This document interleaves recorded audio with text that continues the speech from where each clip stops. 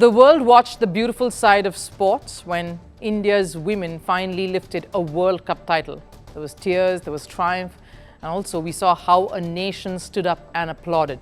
But just a match before that, in the semi-final between India and Australia, we also saw something else, the ugly, cruel and deeply hypocritical side of fandom.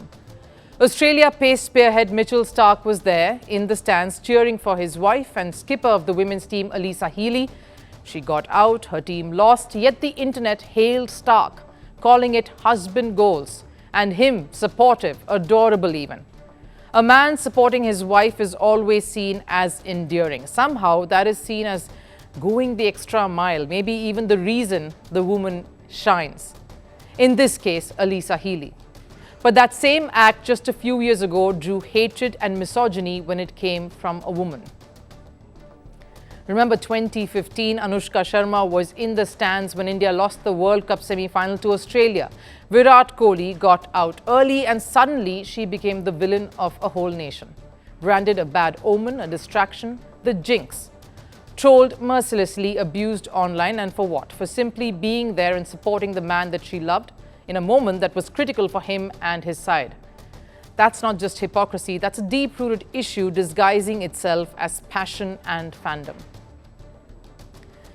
Healy and Starc have long been called a power couple, two champions in their own right. They've always shown up for each other, win or lose. And rightly so, Starc's presence was praised. But think about it, why does that same empathy not extend to the women? Why is his love seen as one that lends to strength and solidity, but hers seen as a liability? The 2025 World Cup was supposed to be another Aussie fairy tale. They were unbeaten, they posted 338, and yet India, led by Jemimah Rodriguez's brilliance, overturned that script. Australia lost, Starc didn't face hate, and that's exactly how it should be. But it forces us to ask, why was Anushka Sharma treated differently? Anushka Sharma was blamed every time Kohli failed. The 2015 World Cup, the 2017 Champions Trophy, the 2021 T20 World Cup. Every loss became her fault. The hate got so vicious that Kohli himself had to speak out, calling out the trolls and defending the woman who stood by him through it all.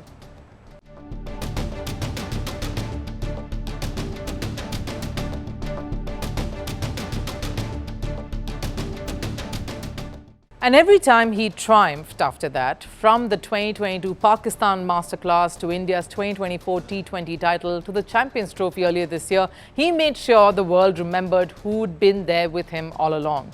But this isn't just an Indian story. This double standard is global. When Taylor Swift started dating NFL star Travis Kelce, America called it the perfect love story. The camera spanned to her every game, ratings skyrocketed, but the moment the Chiefs lost, Swift became the punching bag. Bad luck charm, distraction, focus on football, not fame. Sports pundits said it, meme pages mocked it. You think about it. He's doing a lot of different things. Media-wise, he's playing football. He's got other things going on. Over in football, no different. Victoria Beckham was blamed for David Beckham's red card in the 1998 World Cup. England's exit became somehow her fault. The Spice Girl was dragged through headlines, and it wasn't just 1998. Victoria became a focal point of Beckham's entire career.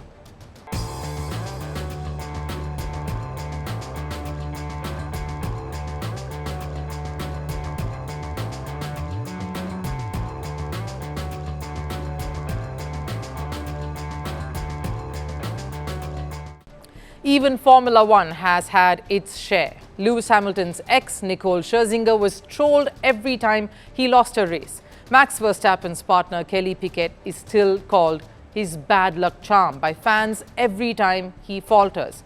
It's a pattern. It's ugly, unfair, and deeply ingrained. It's always easier, isn't it, to blame the woman in the stands rather than the player on the field or the system itself or the situation, to turn support into a liability. But sports is supposed to be about skill, not sexism, about what happens out on the field, in the ring, and not who's watching from beyond the ropes. This is the ugly side of fandom, selective, biased, and cruel. We romanticize one couple and we ridicule another.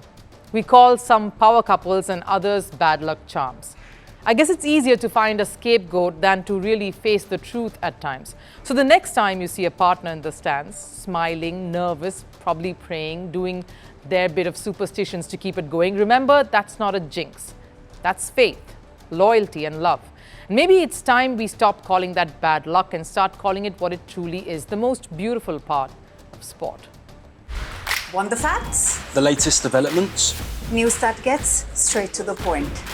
Well, we've got all three just for you. This is Firstpost Live, a brand new show, your window into what really matters. Don't miss it.